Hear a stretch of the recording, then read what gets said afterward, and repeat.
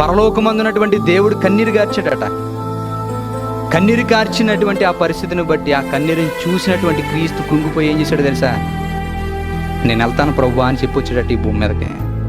నేను వెళ్తాను తండ్రి ఈ భూమి మీదకి, నీ గురించి ఇదిగో నీ ప్రజలు ఎవరైతే పాడైపోతున్నారు నువ్వు బాధపడుతున్నావో ఆ బాధ నాకు తెలిసి వచ్చేస్తాను అనుకున్నాడు. సిలువు మరణం పొందవలసి వచ్చే పరిస్థితి వచ్చింది. ఎవరు బాధపడ్డారు అక్కడ? దేవునికి సంతోషం రప్పించడానికి ఇక్కడ నలిగిపోవలసి వచ్చింది. అందుకనే ఆయన గురించి రాయబడినటువంటి మాటలనేది ఆయన నలగొట్టుట ఆయనకి ఇష్టము. ఎందుకు ఇష్టము? ఆయన ఒకవేళ నలగొడబడితే మనం ఆ శిక్ష నుంచి తప్పింపబడుతున్నాం. ఆయనకి సిలువేయబడితే మనం అందరం రక్షింపబడుతున్నాం. ఆయన మరణిస్తే మనం బ్రతుకుతున్నాం. దానికి సంతోషిస్తున్నాడండి. చూసారు?